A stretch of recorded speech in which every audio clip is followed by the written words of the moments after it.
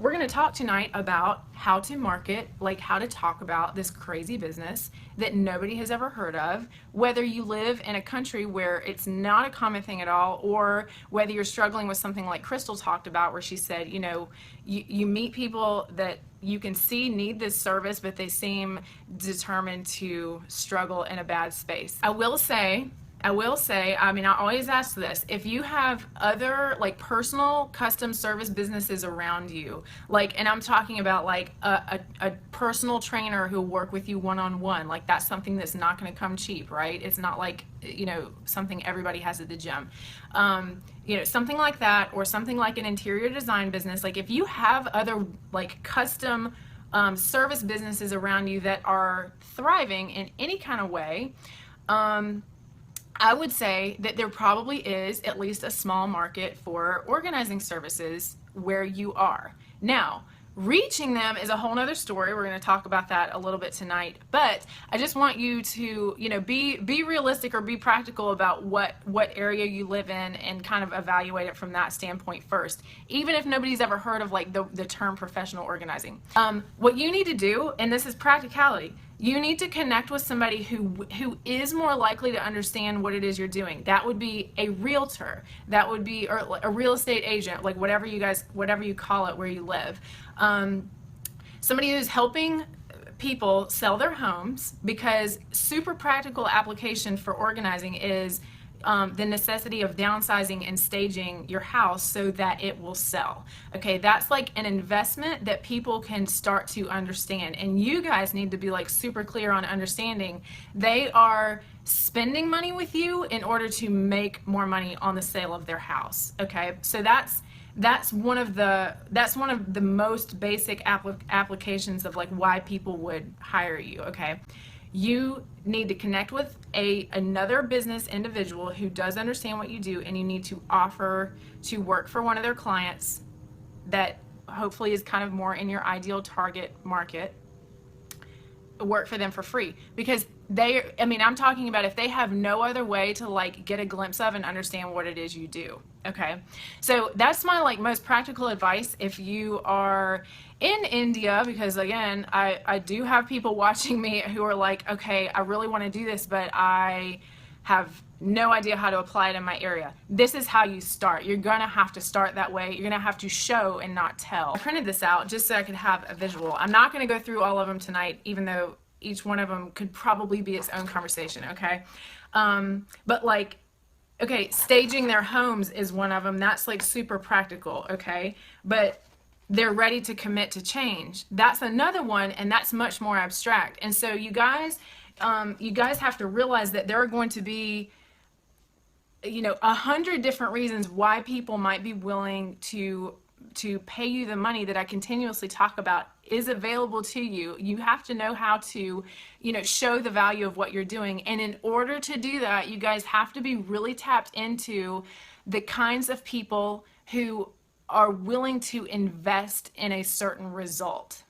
And typically those results, even though there's 30 different reasons on here why people would hire an organizer, typically those results can come down to a bottom line quantifiable amount of saving time, saving money, or like genuinely decreasing the amount of stress and anxiety that they are feeling in their life. I mean, that can be very quantifiable too. But if you guys, like, I don't even know if this is my number one biggest point. I'm probably going to say 5 times tonight, this is my number one biggest point. If you guys don't understand the type of person who would spend money to invest and get a certain result back in their life, like let's go back to that home staging example. Does it make sense to you that somebody would pay you $2,000 to come in and create a result that's going to make them $8,000? Like if they're increasing the sale of their house by that much, and I just threw those numbers out, but I just want to put that example out there to you. Do you guys understand the concept of like what it means to like get the return on investment that they know that they're going to get, because like it's proven over and over again.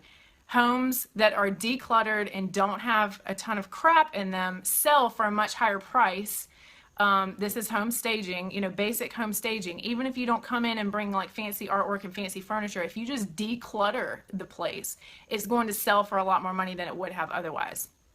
Okay, so when I talk to you guys about targeting the market that can afford you, I feel like sometimes this gets a little bit misconstrued as simply, you know, targeting rich people or people that have money, as if the only reason why they would pay you is because they have money. Like, oh, I have money, so will just spend it on anything. That's not true either. Like, even if they can afford you, they're not like blind to the value of what they're getting. And that's why you guys have to frame every single thing that you're putting out there in terms of the return on investment of like why, like what is their why? And there could be 30 different reasons why. There's probably more than we have on this list. Let's move on to I can't even tell you guys like how much I want to talk about tonight. So what we're talking about, you know, in the big picture is, you know, starting to put together a strategic, and I said this at the very beginning, like strategy is my love language. Like if you tell me you want to sit down and talk strategy about your own business or even something I don't even know about, I'll be like, yes, like I want to hear about. Like that's like what gets me excited, and that's why I love the business side of like what we do. Tess is here, Kara's here. Thank you guys so much. Oh, Nancy. Okay, awesome. All right, so what we're talking about is putting together a strategic way of presenting yourself to your clientele that are going through maybe a variety of these reasons or situations, but this still, you know, in order for you to not get put like in the friend zone, like when these people come across your business or they come across your Facebook ad or they come across whatever, you need to like I said, really understand the type of clientele that is willing to invest in themselves in order to get a certain result. Now, I often will say this, like you need to target the market who can afford you. And like I just said a second ago, don't misinterpret this and just think, oh, it's just the people who have tons and tons and tons of money. It's not always like that. I mean, yes, they usually have money, obviously, because you cannot build a business around people who don't have money. So forget that. But they're not always like the richest people on the block. It's just that they are people who understand, like if I spend, you know, $1,800 with Jen now, then I am saving this much time in the future, or I'm making my life this much easier because I have this or that going on, or I can focus on my job, my business, my kids, whatever, without having the stress of also dealing with all the crap that is in my house. Like, and I'm just like painting like really broad brushstrokes here. I want to say though, and this is probably like the first time I've ever like come on Facebook Live and kind of like giving you guys a little bit of tough love, okay, is that it's really hard for you guys to authentically connect with this kind of audience if you are not the kind of person who understands what it means to invest something in your business or in yourselves or in your life. Like I know, for example, you know, we give away a lot of free content, and I know that there's a lot of people out there who are kind of DIYing like certain aspects of their business just to get it off the ground. And I'm not talking about that at all. I just really mean like, you know, are you the kind of person who, you know, is willing to, if you have no money to invest in your business, that means you got to put time into it. Like, are you going to go, you know, Google the things that you can't figure out on your own? Are you going to go and watch all of the past replays of like the videos that we put together? That would be one way of investing in yourself. Also, are you the kind of person, and let's just be really, really, really, really honest with ourselves, like, are you the kind of person who can teach yourself how to build your own website and have it be super professional in order to present yourselves to high-end clients and like really be like authentic and like what you're doing and what you're saying and like what you're showing them? Okay, like people who don't want to invest and like go get a professional headshot absolutely boggle my mind. You cannot like put yourself, like your real business out there and have a photo of you that you like, you know, selfied in the car. You can't do that. And so it's kind of like, if you are going to be the kind of person who can go in somebody's home and be like super connected with who they are and with the kind of result that they want to get in their life, and yet you're the kind of person who's like, nah, I don't want to pay anybody to do anything for me. Like, it's not going to come across, like, it's not going to ring true to them, and it's not going to come across the right way in terms of like, like you can hear us talk about package pricing and be like, okay, I'm just gonna do that too.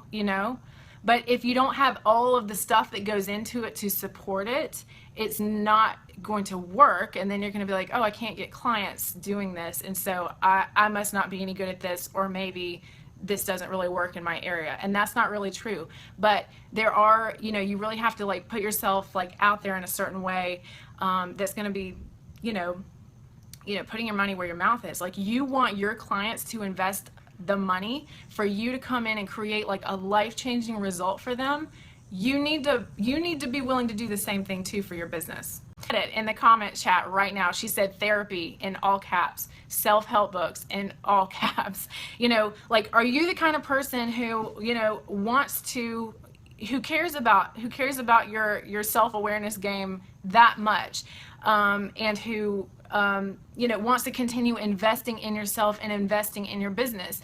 Are you going to jump on the opportunity to not be the control freak in your business? We talk about this a lot. We talk about this with hiring out subcontractors. We talk about this with, letting go of the fact that you probably don't have time to teach yourself web design, if that's not your thing, unless you have a background in that. So, for example, we offer those services to help you out so that you're not overwhelmed and freaking out about trying to do it all yourself. You can be chosen over somebody else that has more certifications, more classes, or more this or that than you have, more experience, because people will choose you based on their personal connection with you, not based on like your word for word resume. Okay. Jenna said, sometimes I feel like this Facebook Live is my therapy. Rossi said, I believe you will have to work on yourself before you can actually present yourself in a positive way. How are people going to believe in you if you don't believe in your own self? Positive attitude personally and with the client. I completely agree with that. Noelle said, it's like going to the gym or working out. You know what to do, but sometimes you need someone next to you to guide you. Yes, ma'am. That's true. That's true. And often you're just like facilitating that process, and that's a really beautiful thing. And Melissa said, I cannot afford anything, and I have been busting my ass every day, and I am good at organizing, but I don't know how to market myself well to others, and I feel like they can smell my lack of self-esteem, LOL, but I feel like that's a whole other issue. I mean, honestly, Melissa, I feel like that's the entire issue in my mind, because you would not, for example, hire a personal trainer, and I'm just like going like really generic here. Would you hire a personal trainer who had all the knowledge in the world, but who personally was not like living a lifestyle that was like really inspiring to you? It's like that wouldn't be worth very much to you. It wouldn't motivate you to keep your appointments. You'd be like, oh, so you smoke and you like really actually aren't that much in shape? Like that's not exciting to me. But like if you can tell me how to work out, like that's not that valuable to me. Like I want somebody who is going to push me to work harder, and then I'm going to be motivated to keep up my results because I paid for them. And can we just talk about for just a second that people do not value what they don't pay for? Okay, so there's so many directions I could go with that statement. I will just say I talk about this in depth in the masterclass. I talk about it with pricing. There you go. Crystal said, how do you make conversions? I've met a lot of people who could really use an organizing session and even redecorating, but they would rather struggle in a bad space than pay. I have even offered a few on trade, but they seem determined to just exist. So my question for you is how you're coming across these people. Like, I mean, and not how are you crossing paths with these people is what I'm asking. Like, you are not necessarily, when you guys start a business, and I have like, this is probably a whole nother conversation. You don't have to be a member of this like high-end clientele class of society in order to sell to them, but you need to be really comfortable with your self-awareness and all this stuff that we talked about in order to be able to serve them authentically. Because, for example, if you go into somebody's house and you're just like, oh my God, I cannot believe you spent money on all this stuff. Like I couldn't buy even one of these things if I, didn't eat for an entire year. Like they're not going to trust you in their house. Okay, like if you have this attitude of like really being uncomfortable with money or how they spend their money, you're not cut out for that. Like you're not cut out to serve that type of clientele. So what I'm saying though is that you don't have to necessarily also be like on the same like income level as they are in order to authentically serve them, but you need to be like really comfortable with who they are and meeting them where they're at. But are you coming across these people and you said they could really use an organizing session, but they would rather struggle in a bad space than pay?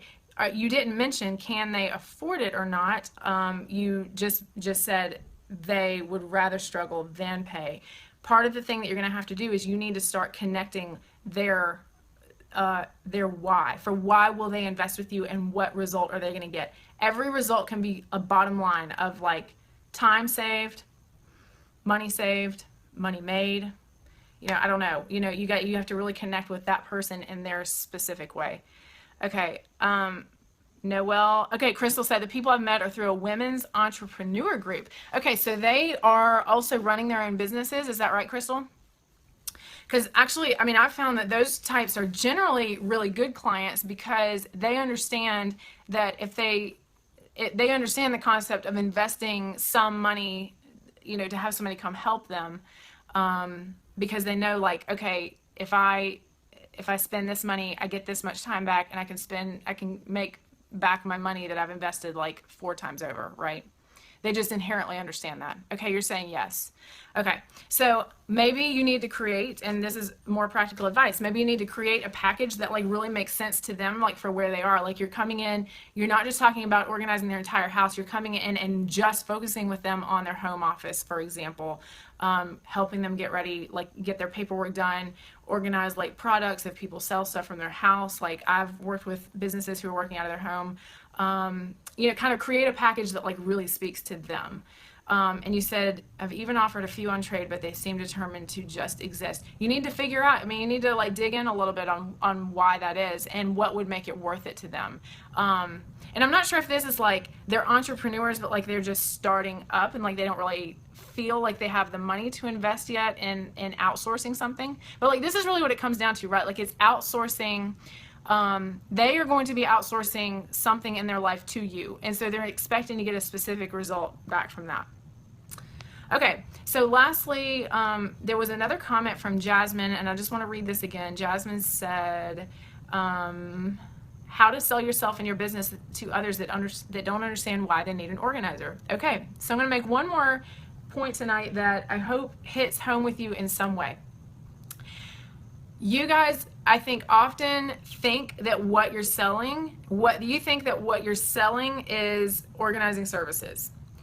But that is not often necessarily like a straight, like from point A to point B, like I have this problem and I just realized I need an organizer. Like people can't always make the connection between the particular stress that they're feeling in their life and the fact that they are disorganized either chronically, like in their personal just their personal habits every day, lack of productive calendar systems, or just they don't connect their anxiety and general overwhelm with like all the stuff that's in their house and the amount of mental energy and physical energy it takes to maintain that.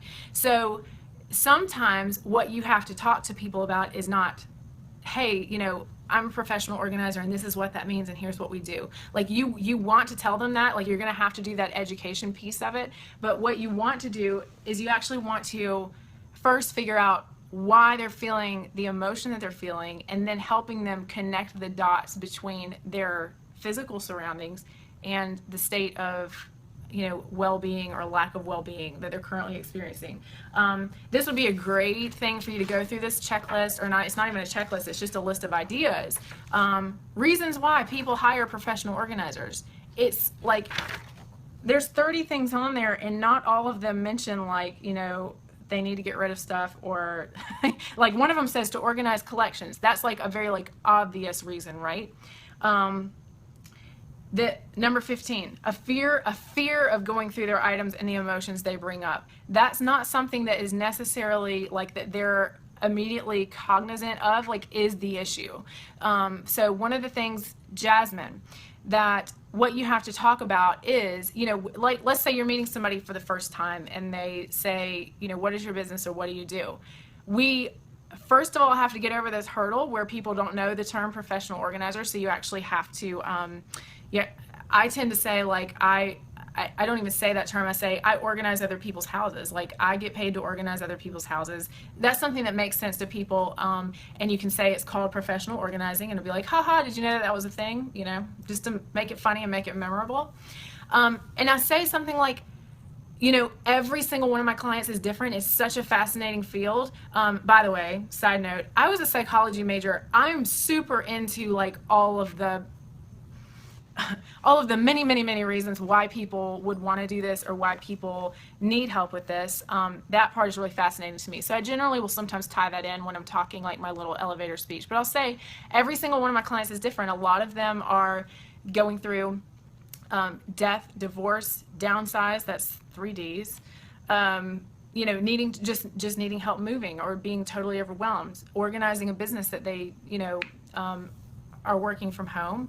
And that it's kind of like colliding with their personal life so much that they need somebody to just come in once in a while. Like, they don't necessarily want to commit to having a regular personal assistant, but they can have me come in once a month regularly to help them stay on top of, like, systems and that kind of thing.